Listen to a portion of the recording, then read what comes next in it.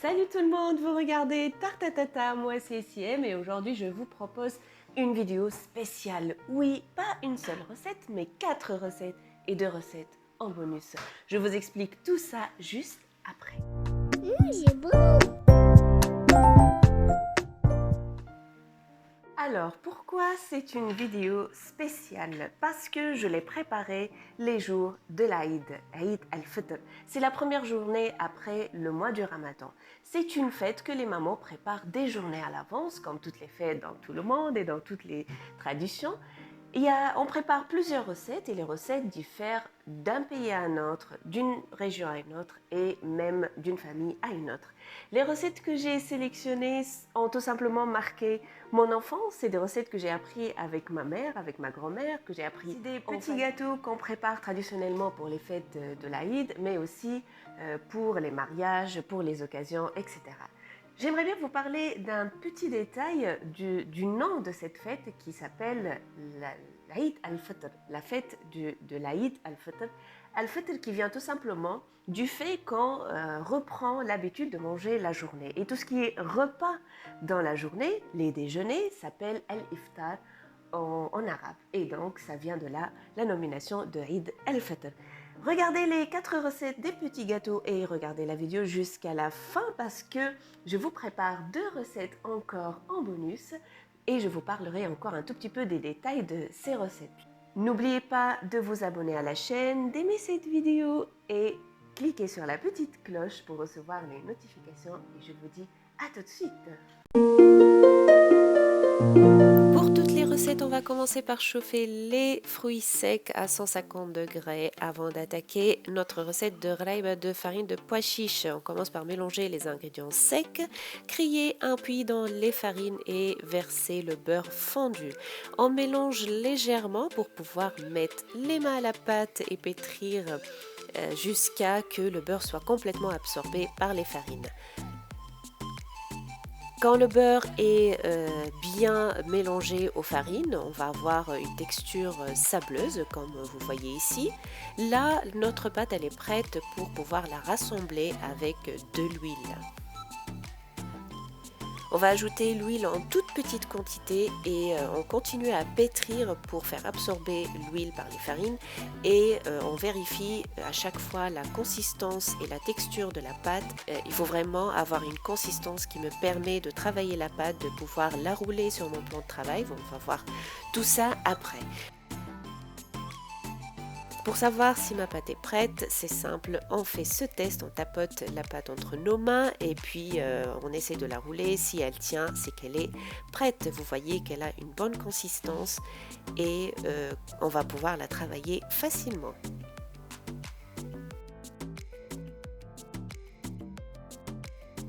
On va maintenant préparer la finition des raïbas. Je vais concasser des amandes, environ 100 g d'amandes complètes et y ajouter une bonne poignée de sésame et l'étaler sur une grande assiette.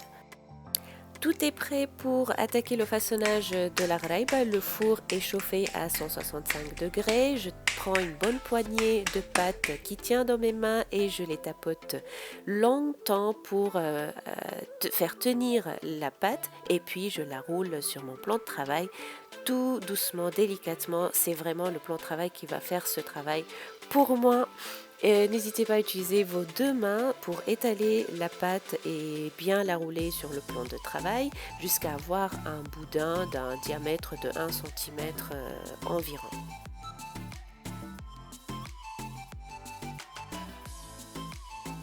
Je vais maintenant couper mon boudin pour former ma raïba. Je coupe en diagonale pour plus de finition, mais vous pouvez tout simplement faire des coupes droites. Je mesure avec mes mains pour avoir une taille régulière. Le travail classiquement s'arrête ici, mais je préfère, comme on a l'habitude de plus en plus de faire en Tunisie, et de rouler ma raïba dans mon plat de fruits secs, des amandes et des sésames pour avoir un peu de mâche et plus de goût. Et voilà, je dépose ma raïba sur un plat prêt pour aller au four et tout est prêt. Je voulais vous montrer ici que tout ne se passe pas toujours comme on l'imagine. Si la pâte se défait, pas d'inquiétude, coupez net les bords défaits et déposez-les pour les retravailler après. Et continuez à rouler et récupérer la partie du boudin qui tient bien pour former vos raïbas. Et voilà, après une vingtaine de minutes à 165 degrés, une belle coloration, nos raïbas sont prêtes. Notre four est toujours chauffé à 165 degrés. On va maintenant préparer notre raïba aux noisettes. On va mélanger farine et noisettes. N'hésitez pas à utiliser vos doigts pour enlever les grumeaux. On va après ajouter le beurre fondu. Et on va mélanger un tout petit peu pour faire absorber le beurre avant d'utiliser nos mains pour pétrir la pâte. Il n'y a pas de sucre dans cette raïba, vous allez voir pourquoi. Quand on a une texture sableuse, exactement comme on a fait pour la raïba au pois chiche, on va rassembler la pâte avec de l'huile. On va procéder pareil, ajouter l'huile en toute petite quantité et pétrir jusqu'à que notre pâte soit prête et avoir une belle consistance qui me permet de la travailler. Le test pour savoir si la pâte est prête est toujours le même. On tapote entre nos mains et on roule un tout petit peu. Si elle n'est pas prête, on ajoute encore un tout petit peu d'huile et on continue de pétrir.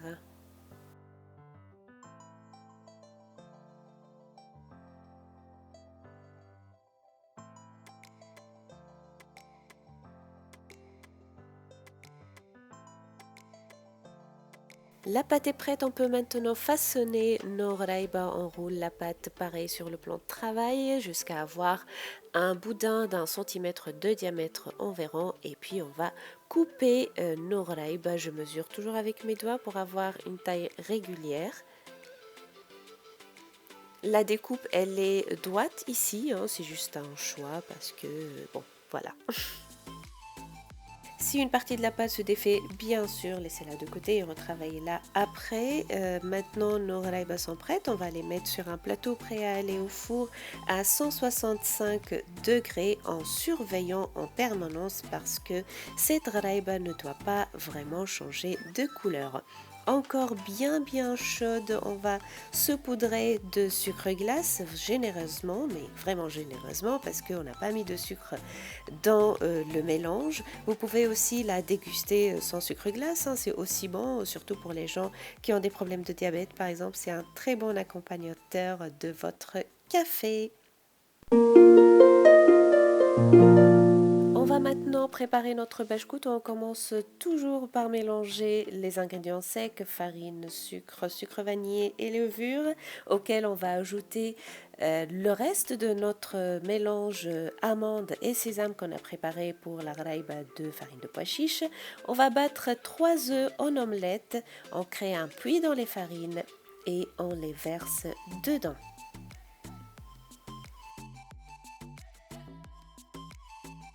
On va commencer par pétrir la pâte pour faire intégrer les œufs, mais ça ne se mélangera pas complètement, c'est pas très grave. On va après rassembler la pâte avec de l'huile. Je commence par utiliser l'huile de sésame, environ 3 cuillères à soupe pour commencer à rassembler ma pâte. C'est ce qui va donner un peu plus de saveur et ressortir le goût du sésame que j'ai mis dans la pâte. Après, on continue à rassembler la pâte avec de l'huile de tournesol tout simplement. On ajoute l'huile en toute petite quantité jusqu'à avoir une texture d'une pâte à modeler. L'objectif c'est de pouvoir facilement travailler la pâte à la main et pouvoir former des petits donuts comme ceci. Je peux maintenant façonner mes biscuits. Prenez une petite boule de pâte que vous roulez entre vos mains pour avoir un boudin d'une longueur de 15 cm environ. Et puis fermez les deux bouts pour former un donut tout simple comme ça qui va bien gonfler, qui va grandir et devenir un biscuit bien gourmand. J'adore les formats grands des cookies et des biscuits, ça je vous le cache pas. Veillez à espacer vos biscuits pour qu'ils ne collent pas à la cuisson et enfourner à 180 degrés pendant une trentaine de minutes. Regardez-moi cette couleur. Pour la baklava, baklawa, commencez par préparer le beurre fondu. Mélangez 200 g de noisettes qui n'est pas réduite en poudre très fine et 300 g de poudre d'amande complète à laquelle on va ajouter environ 100 g de sucre très fin. On mélange tout ça et on réserve de côté pour préparer notre base de pâte phyllo. Je déroule ma pâte phyllo et à partir de cette étape, ça va aller très vite. Ce paquet est exactement à la mesure de mon plateau. J'ai pu mettre 5 feuilles à la base de ma baklawa, mais je vous conseille fortement d'en mettre 10 à 20 feuilles de pâte phyllo pour que votre baklawa se tienne bien. On badigeonne donc généreusement notre plateau de beurre fondu et on alterne pâte phyllo et beurre fondu en insistant sur les bulles pour faire dégager l'air.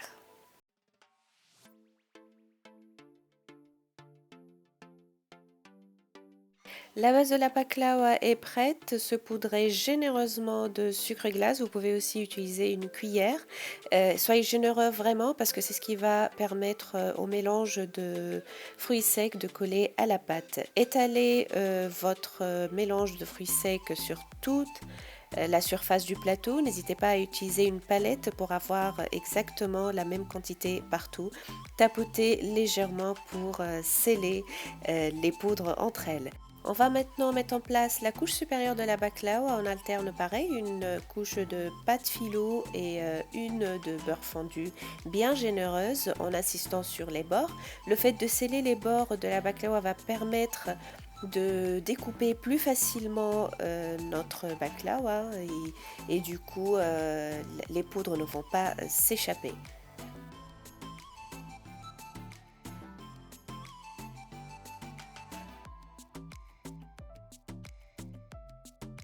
Refermez les bords vers l'extérieur et badigeonnez-les bien généreusement de beurre. Ça va permettre de sceller la baklawa et puis avoir des bords bien croustillants qui sont aussi bons que l'intérieur de la baklawa. Coupez votre baklawa comme vous le voulez, hein. Vous pouvez faire des triangles, des losanges comme j'ai essayé de faire qui ne sont pas très réguliers ou des carrés tout simplement. Vous pouvez les faire grands ou petits, c'est votre choix. Enfournez à 170 degrés pendant 50 minutes. N'hésitez pas à pousser la cuisson si vous n'avez pas cette belle coloration. Et puis, couvrez votre baklawa de sirop. Je vous mets les détails en description des ingrédients et de la recette du sirop. Il faut vraiment qu'il soit encore tiède et que la baklawa soit très chaude. Couvrez toute la surface de votre sirop qui est à base de sucre et de citron, hein. C'est ce qui va permettre de sceller toutes les couches de la baklawa et surtout de lui donner cet aspect caramélisé. Laissez reposer toute une nuit avant de découper et déguster. Si vous êtes encore ici, c'est que vous avez regardé les 4 recettes et vous avez regardé toute la vidéo. J'espère que vous avez aimé l'idée et que vous avez aimé les recettes et vous allez les refaire et me dire ce que vous en pensez en commentaire. Maintenant, j'aimerais bien vous parler un peu pourquoi j'ai sélectionné ces 4 recettes.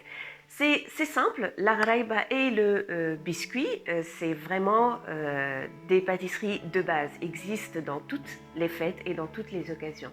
La gharaiba de farine de pois chiche en particulier, elle est simple à faire, elle est tout simplement économique, hein, les ingrédients, ça ne demande pas beaucoup d'ingrédients, la gharaiba de farine aussi.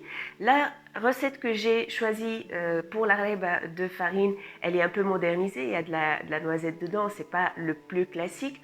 La classique ne contient pas de fruits secs, c'est tout simplement de la farine et voilà, et du sucre. Donc c'est vraiment des petites pâtisseries très économiques. Donc imaginez, avant, quand les ingrédients n'étaient pas disponibles partout, les femmes et les pâtissiers faisaient avec les ingrédients qui étaient disponibles. Sinon, pour la méthode du façonnage de la gharaiba, je vous ai montré la méthode traditionnelle et classique que j'ai appris avec ma mère, tout simplement. Mais aujourd'hui, il y a des moules et comme des découpoirs pour les sablés qui permettent d'avoir la gharaiba en forme de fleurs, en forme d'étoiles, ce qu'on veut. Il faut imaginer que dans une vraie pâtisserie où la production elle est quotidienne et énorme, on ne peut pas se permettre toujours d'utiliser cette méthode manuelle. Sinon, pour la baklawa, elle n'est pas d'origine djerbienne, elle vient plutôt du nord. Mais la particularité de la baklawa tunisienne, c'est qu'il n'y a pas énormément de fruits secs dans le mélange à l'intérieur. Il n'y a que des noisettes ou des amandes. Si vous avez remarqué, j'ai mis du sucre très très fin dans le mélange des fruits secs et pas du sucre glace pour s'assurer d'avoir une petite caramélisation. Pour le bashkoutou, il n'est pas obligatoire d'utiliser l'huile de sésame. Moi, je l'utilise parce que j'ai mis des sésames dedans et pour avoir plus de goût, j'aime bien ça. Et pour moi, vraiment, si je ne trempe pas mon biscuit dans mon café tout chaud le matin de l'Aïd, c'est pas le jour de l'Aïd. Alors on a jusque-là parlé que du sucre, mais on ne mange pas que du sucre le jour de l'Aïd. Non, il y a toujours un plat qui marque la table du déjeuner le jour de l'Aïd. Et à Djerba, c'est la chermoula et le poisson.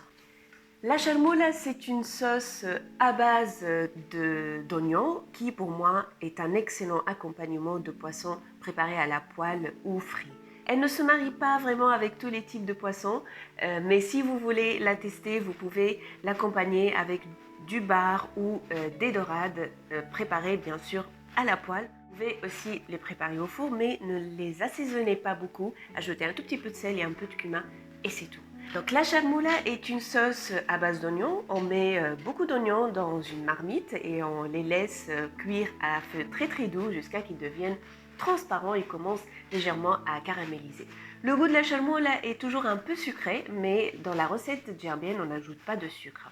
Il y a d'autres recettes, même à Djerba, où on ajoute des raisins secs, du sucre, du curcuma, mais la recette de ma famille, qui est une famille qui vient des villages de l'intérieur de l'île, c'est une recette qui ne contient vraiment pas beaucoup d'épices, c'est du cumin, de l'ail, de l'harissa, du sel et du poivre.